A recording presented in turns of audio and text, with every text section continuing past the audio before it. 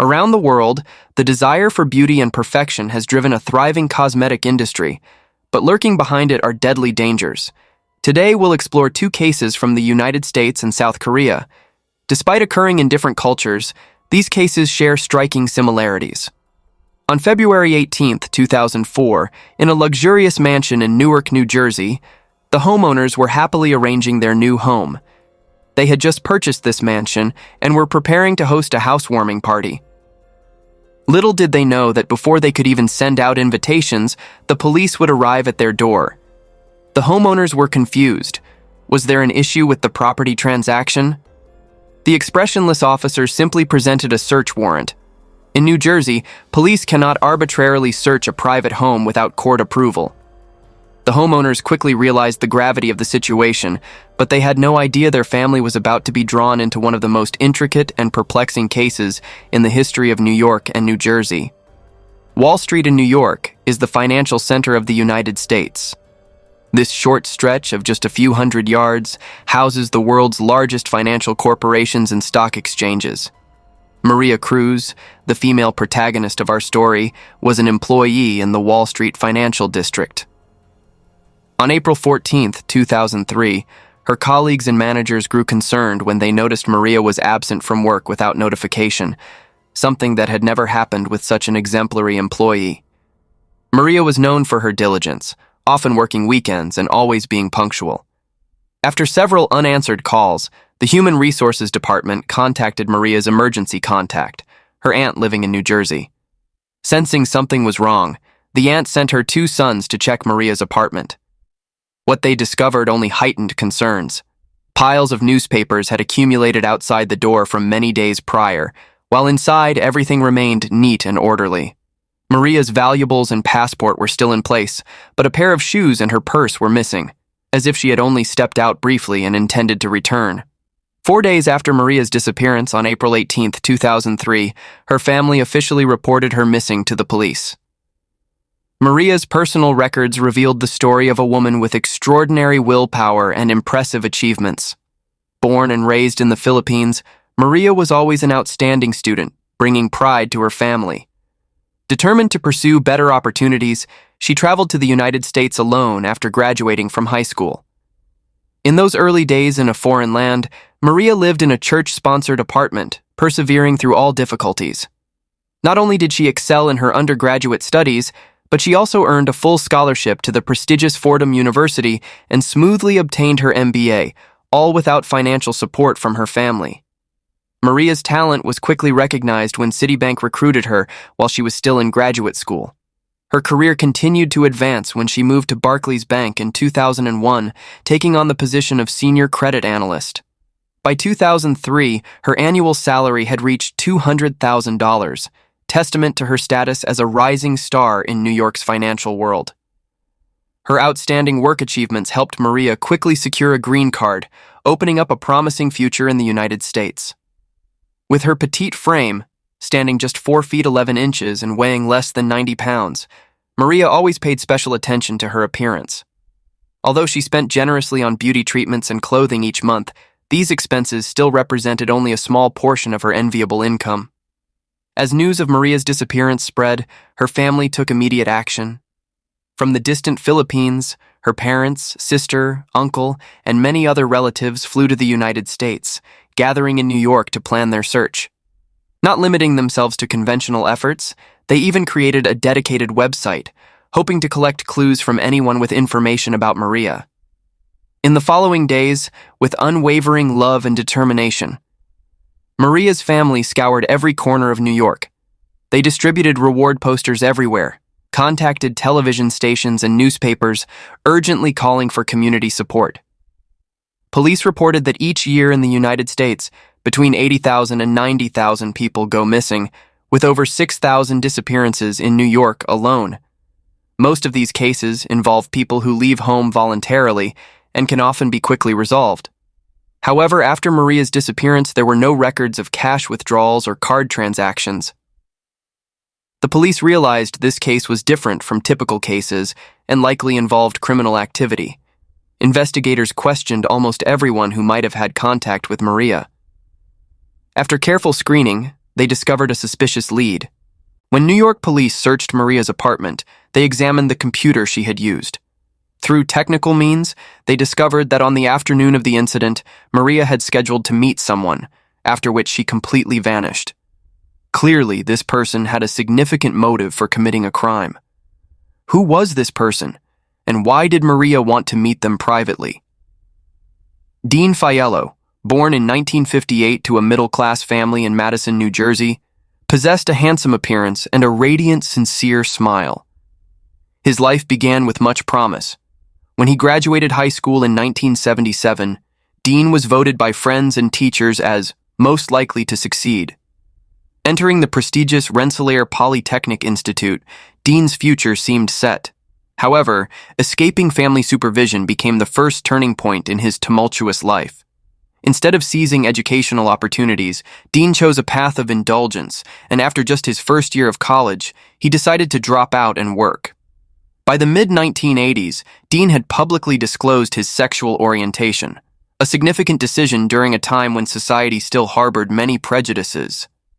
However, rather than pursuing his abandoned academic career, he nurtured ambitions of becoming New York's most expensive male host, a sign of changing values and life direction. Later, while working as a decorator at a beauty salon, he met the owner named Mike. They fell in love and quickly established a relationship. Under Michael's influence, Dean abandoned many bad habits. His life gradually began to get back on track. In 1990, Michael felt Dean lacked professional skills, so he taught him some knowledge about skincare. Later, he helped Dean obtain certification as a laser hair removal technician. By this time, their relationship was stable. Michael had helped Dean tremendously. They ran the beauty salon together, and life was very happy. Dean, with his handsome appearance and gentle demeanor, attracted a loyal customer base. Money was increasingly plentiful. As time passed, Dean had accumulated enough finances to purchase an elegant mansion on Elwood Avenue. In 1995, Dean's life witnessed a dark turning point when Michael was diagnosed with a terminal illness. Instead of staying by Michael's side during his final days in Florida, Dean chose betrayal. He quickly sought a new relationship with Greg, a film producer in Manhattan. Close friends described Dean as someone unable to control his desires, frequently living extravagantly and immersing himself in high-end club parties. Michael's passing seemed to sever the final thread keeping Dean from the abyss. He quickly returned to his previous bad habits, sending his life into a tailspin. During his time at the beauty salon, he became obsessed with a nasal spray. This medication required a licensed doctor's prescription. The salon primarily used it to reduce pain during skin treatment therapies, but Dean regularly stole leftover medication from clients undergoing treatment for his personal use. Even this wasn't enough to satisfy Dean's needs. Each day, he spent $100 to purchase this expensive nasal spray. To earn money more easily, Dean approached a renowned dermatologist in Manhattan named Lori, introducing himself as a licensed electrolysis therapist with a loyal clientele. At that time, Lori was also seeking a business partner. After discussions, they decided to collaborate. This way, resources could be shared, with both parties referring clients to each other. This should have been a mutually beneficial arrangement, but Dean was not an honest businessman. One day, he told Dr. Lori that he had cancer and would be going to Florida to live out his final days. The doctor and nurses at the clinic all felt sorry for him and even organized a special farewell ceremony. Lori hugged Dean and told him to focus on his treatment, saying they would wait for his return. But just a few days later, while emotions from the farewell were still lingering, Dean's advertisement in a magazine shocked Lori. The ad read, "Renowned laser skin restoration therapist Dean at Manhattan Park Avenue Clinic, New York. Thanks old and new clients." The clinic's facilities have been upgraded. Services include laser removal of tumors and hemangiomas.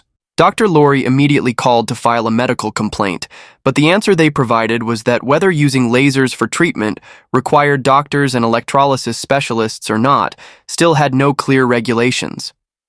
It seemed that everything Dean did had been calculated in advance. Partnering with Dr. Lori was just a stepping stone for his unlicensed medical practice.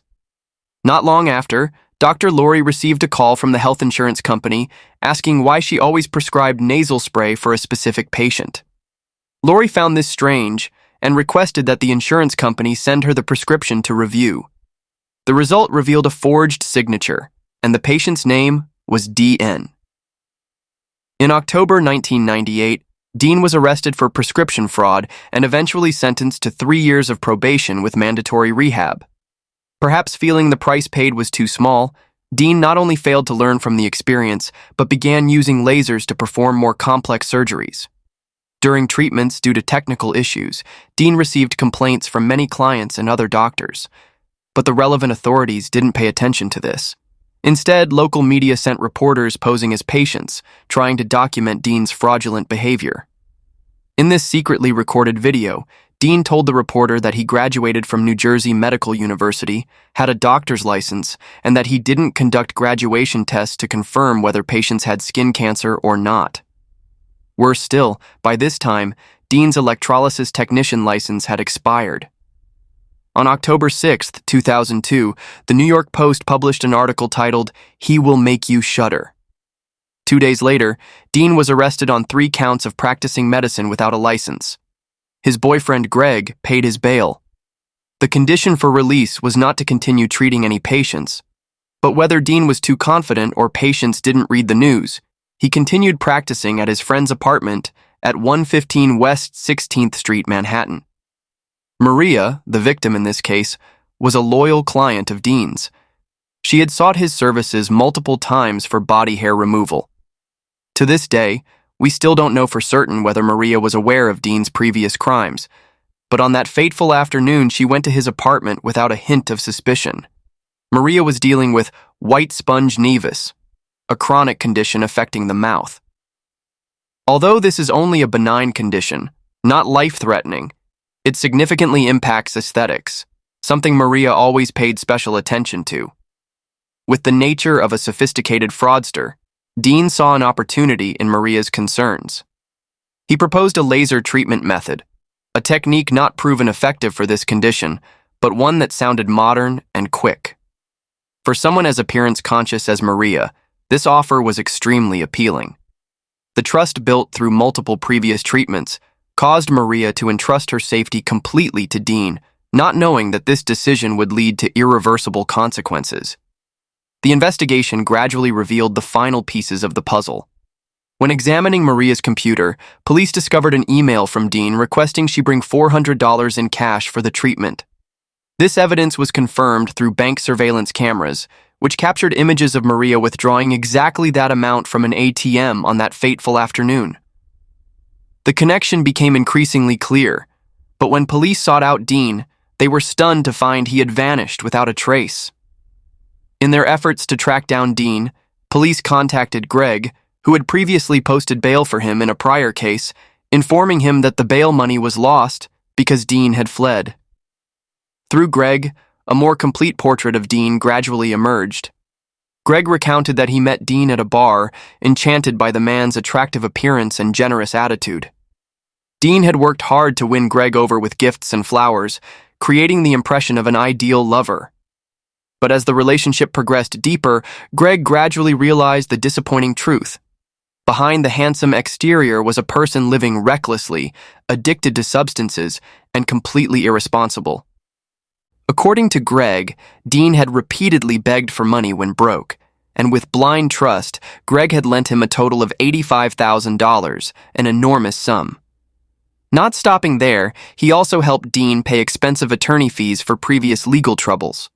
Greg's account not only helped police better understand Dean's financial motives in Maria's case, but also illuminated his pattern of fraudulent behavior and exploitation of trust in personal relationships.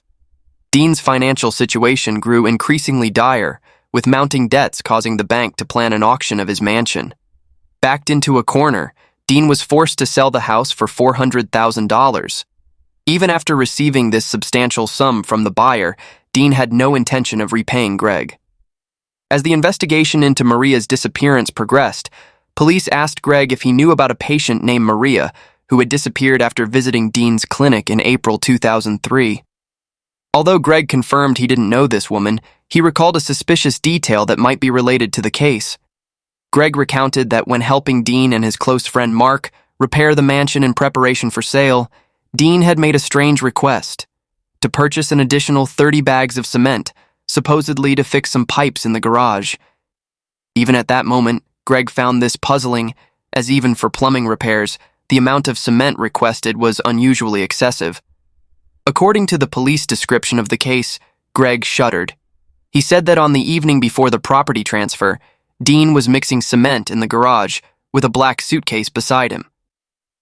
Feeling curious, Greg quietly approached Dean from behind and, in a joking tone, tapped him on the shoulder and asked what he was doing. Unexpectedly, Dean reacted violently, telling him to get lost. Additionally, a mutual friend of Greg and Dean described that Dean had previously asked him to recommend an emergency doctor. Later, this doctor recalled that Dean had asked over the phone what to do if a friend suffered full-body seizures during anesthesia. He answered that 911 should be called immediately and the person taken to emergency care. Dean asked if there were any alternatives, and when told there weren't, he immediately hung up and blocked the doctor's number. After selling the mansion, Dean continued living at his close friend Mark's home. But he showed no gratitude, instead stealing items and money. Even the black suitcase was taken from Mark's home. Eventually, Dean was kicked out. When cleaning the room, Mark discovered a woman's wallet, opening it to find a middle-aged woman's driver's license and bank card. The name on the documents was Maria Cruz. Mark felt at that time it was best to stay away from Dean's belongings, so he didn't report it to the police. On February 18th, 2004, 10 months after Maria's disappearance, the FBI found Maria's body in a black suitcase underneath a layer of cement in the garage of the mansion Dean had sold. Due to the severe decomposition, forensic experts couldn't determine the exact cause of death. However, police still relied on available clues to reconstruct the truth of the incident. On the afternoon of April 13, 2003, at 3 p.m., Dean performed laser surgery for Maria's white sponge nevus. During this process, he used local anesthesia. Due to an overdose, Maria had an allergic reaction. Dean made phone calls seeking help, but after careful consideration, he still chose not to call the police. When he saw that Maria had died, he placed her in a suitcase and brought it to the mansion's garage. After keeping it there for a month and a half, on the night before selling the house, Dean dug up the garage floor, buried the suitcase underneath, and sealed it with cement. With the evidence gathered, police officially issued an arrest warrant for Dean Faiello on murder charges.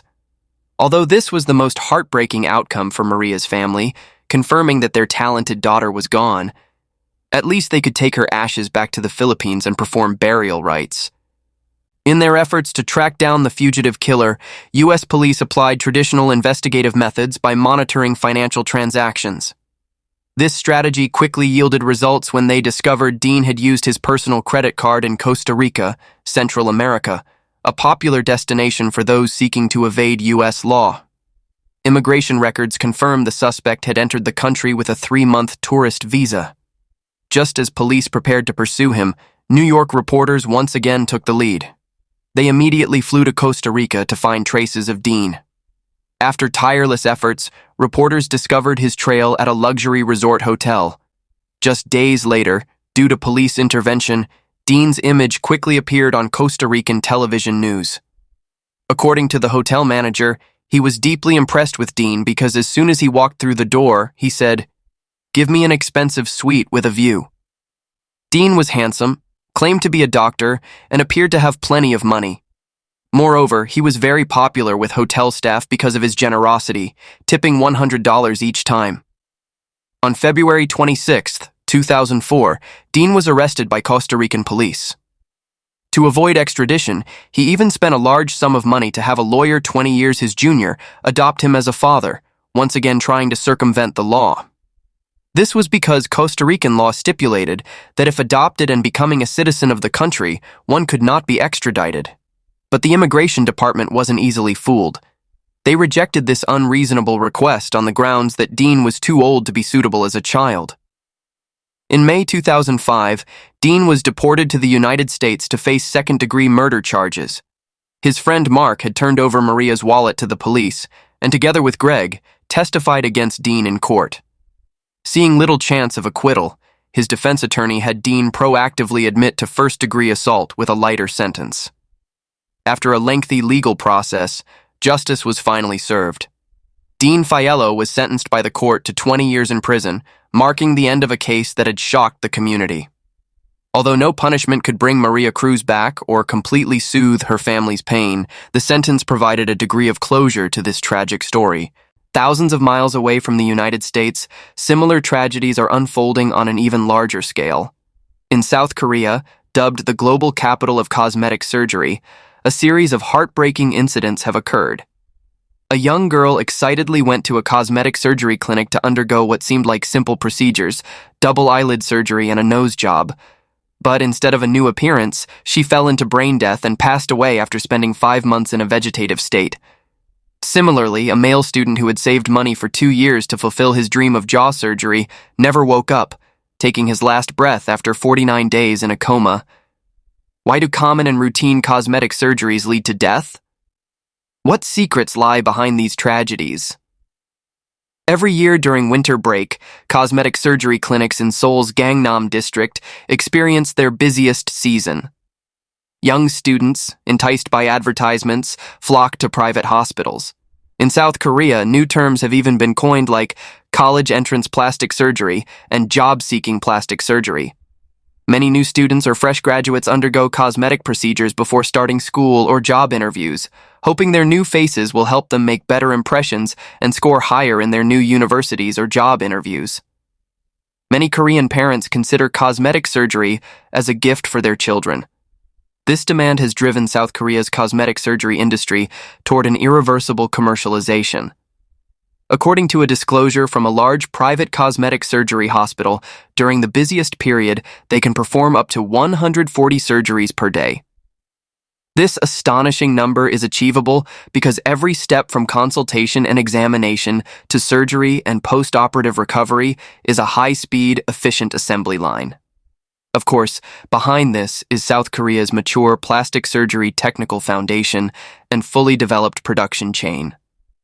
Double eyelid surgery is performed so quickly that it's no longer even considered surgery, and even major procedures like jaw reduction typically require only a few hours of monitoring before same-day discharge. As a result, admirers arrive with beautiful expectations that they can simply fall asleep and wake up with a new face, even a changed life, so they lie down on the operating table. But some of them don't know they will never wake up from this beautiful dream. The operating table has transformed into a bloody murder scene. In December 2013, a high school girl named A fell into brain death after cosmetic surgery and died after 5 months in the hospital. This incident immediately caused a public uproar when reported, because she had undergone double eyelid surgery and rhinoplasty that took only 3 hours, with a very low risk factor. Falling into brain death during such a procedure was incomprehensible. The Korean Association of Plastic Surgeons conducted an in-depth investigation into this medical accident, received internal reports from several doctors, and finally the phenomenon of ghost surgery emerged. The dark side of the beauty industry was blatantly exposed to the public. Ghost surgery is the practice of using the reputation of famous plastic surgery experts to attract target customers to the hospital, with the expert or hospital director promising to be the official surgeon throughout the procedure. But when the customer lies on the operating table and is anesthetized, the primary doctor only performs simple procedures before allowing other doctors to perform the surgery. And after the surgery is completed, these doctors disappear like ghosts, not appearing in any surgical records. The customers who underwent surgery are kept completely in the dark. They don't know who actually operated on their faces or whether that person was qualified to perform the surgery. On the day high school student A had her surgery, after the ghost doctor completed her double eyelid surgery, he received a notification and rushed off to consult with another client. Student A remained on the operating table, monitored only by a nurse and left unattended for 40 minutes until the ghost doctor returned to perform the rhinoplasty. When the surgery was halfway complete, they discovered that the oxygen saturation monitor had been turned off. By this time, A's blood oxygen levels had dropped rapidly. The anesthesiologist hurried over and performed CPR on her. At this point, she should have been taken to a nearby large hospital for emergency treatment, but to cover up the mistake, the hospital director ordered general anesthesia to be administered so that the ghost doctor could suture A's nose and complete the surgery. An hour later, they finally took her to a nearby university hospital, but by then it was too late. Eventually, A fell into brain death. During the investigation, police discovered that this hospital's 2 operating rooms were placed opposite each other, with one operating room containing 2 operating tables separated only by a curtain. Korean law strictly prohibits placing 2 operating tables in the same surgical room, but they still risked doing so to perform multiple surgeries simultaneously. The hospital director would begin surgery and quickly hand it over to other ghost doctors to continue while he moved between other operating tables.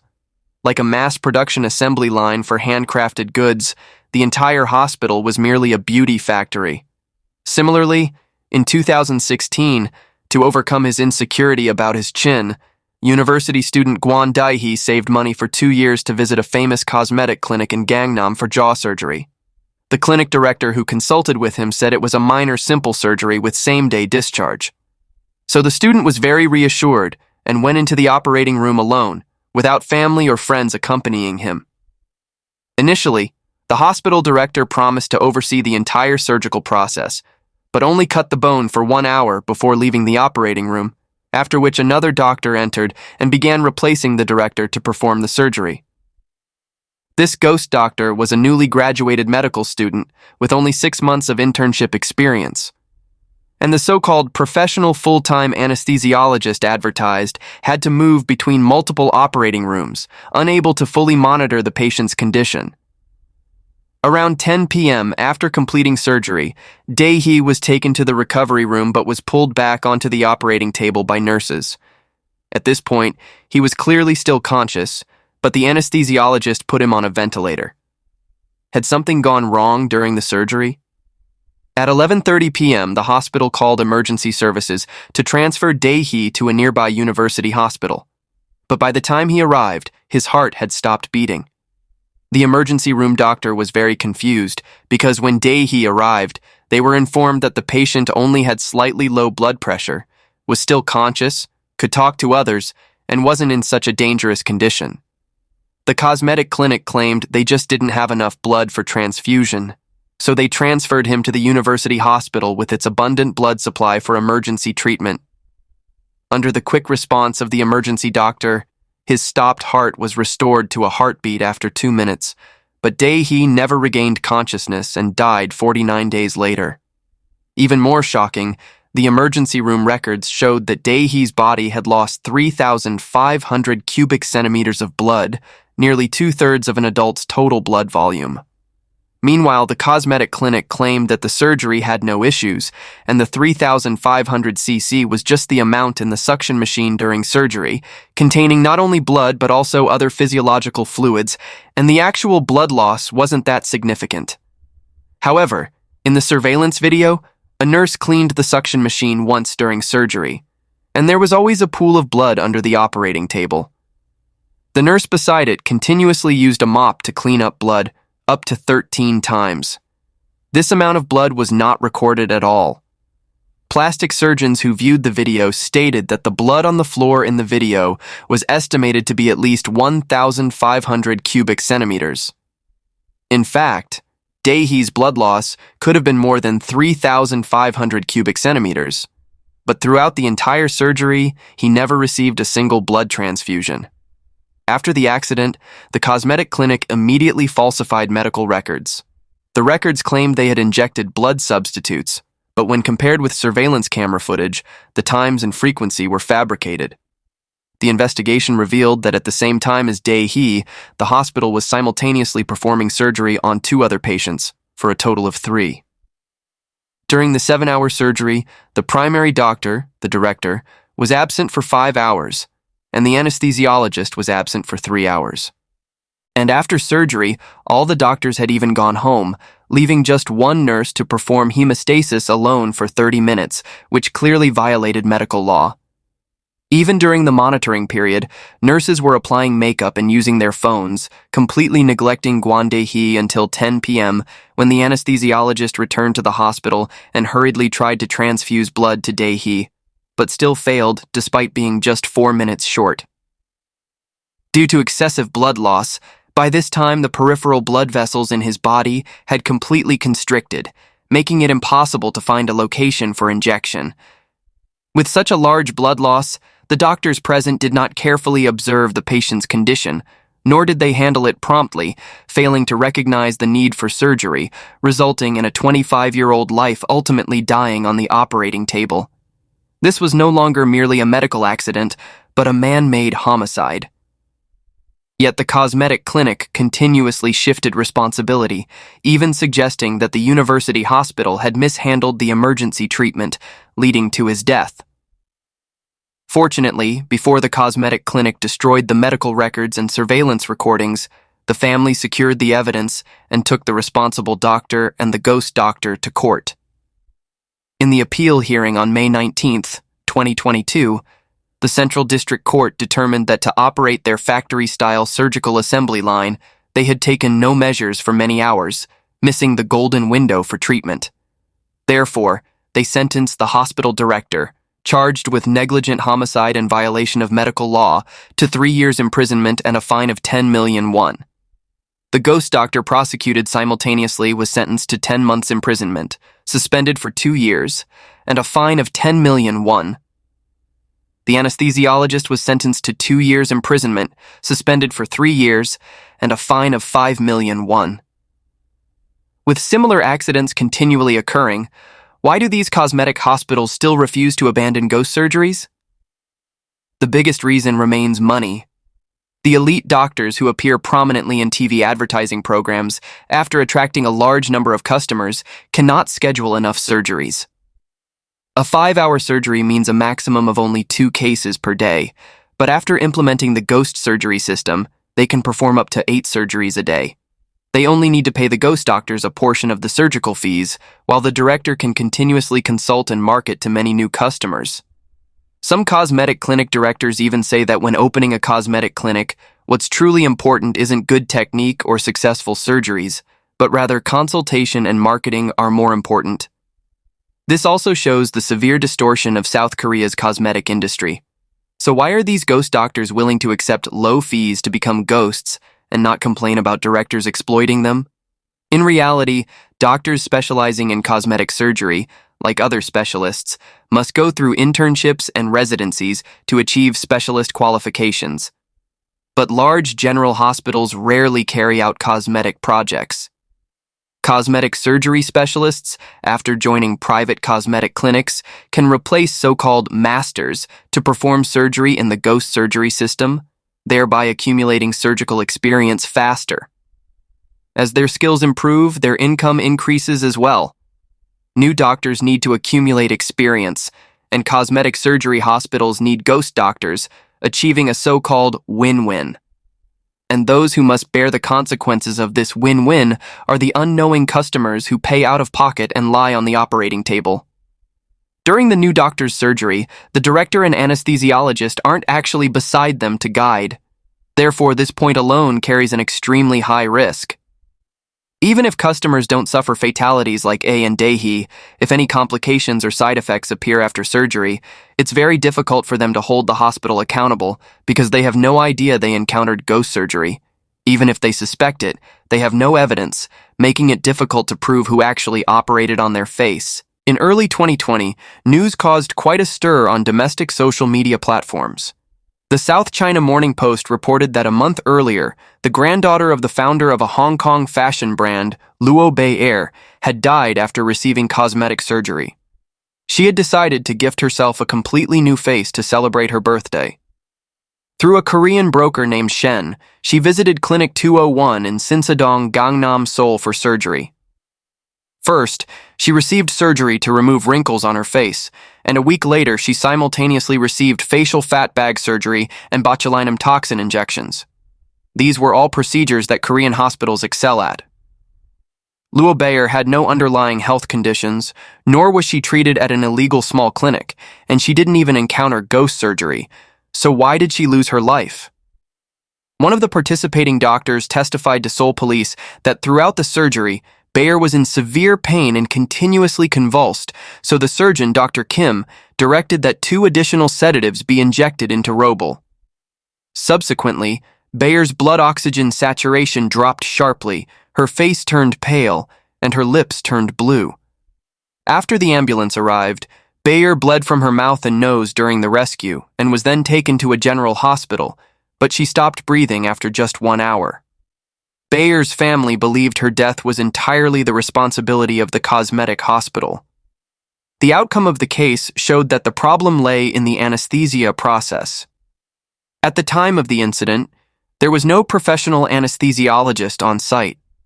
Before surgery, they also didn't perform an allergy test for anesthesia drugs on Bayer.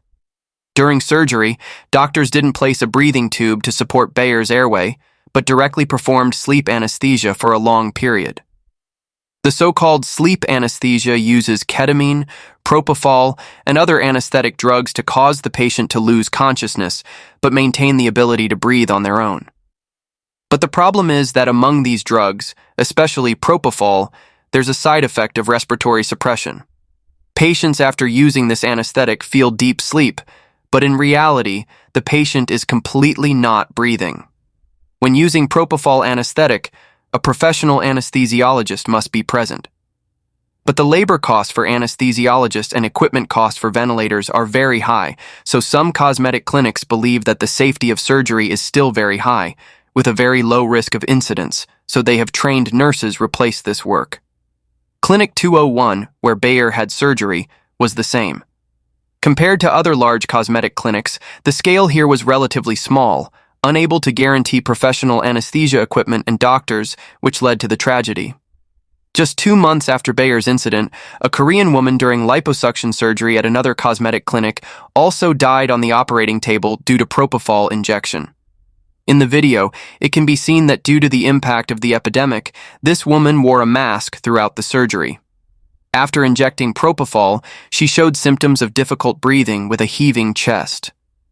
Just 10 minutes into surgery, when the nurse checked oxygen saturation and found abnormal readings, she immediately contacted the doctor and other nurses and performed CPR on her. At this point, they should have immediately stopped the surgery and taken her to an emergency hospital. But the primary doctor judged there was no problem, performing CPR with one hand while administering local anesthesia to the surgical area with the other, forcing the completion of the surgery, resulting in missing the best rescue time. Whether it's the wealthy and powerful granddaughter of a third-generation tycoon family or an ordinary office woman, once they lie on the operating table, they all face the same enormous risks.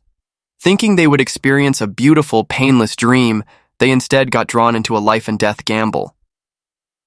Beneath the luxurious, bright hospital building lies a flawed mechanism driven by the desire for quick money. No law can protect their rights. All that remains for the victims' families is a long struggle with the courts. After events like ghost surgeries and lethal anesthesia, many conscientious doctors in Korea's cosmetic industry have stepped forward to reveal the secrets within cosmetic surgery hospitals. Through television and YouTube, they continuously expose problematic hospitals and doctors. But under the loopholes of Korean law, hospitals that have caused incidents can quickly reopen. Doctors who have caused incidents can silence ghost doctors, and without evidence of replacement surgery, police cannot investigate and file cases. And doctors with false appearances claim humanitarian settlements with the deceased's relatives using insurance money, rest for a few months, and then can return to the operating table. Even when customers finally find evidence and want to sue doctors for intentional injury, because it's difficult to determine whether the doctor during ghost surgery intentionally caused injury, the court ultimately only convicts for fraud. When Dae-hee's case sparked societal discussions, the Korean National Assembly once discussed whether to establish a Dae-hee law requiring each hospital to install surveillance cameras in operating rooms to protect customer rights. But in the end, this met strong opposition from the Doctors Association. Some doctors argued that installing surveillance cameras would be like putting handcuffs on doctors, causing them to choose only the safest options during surgery to ensure they wouldn't be sued. They claimed this passive and negative attitude was another form of irresponsibility toward customers. Today, Korea's cosmetic industry continues to develop at a high speed, but beneath the appearance of development and refinement of new technologies, a time bomb remains buried. The intertwined path of the cosmetic industry is still very long. Everyone has the psychology of wanting to be beautiful, but cosmetic surgery is still surgery. Those planning to take this route must understand the risks of this type of surgery and carefully investigate the background and qualifications of the relevant hospital. Never casually assume it's just a minor surgery.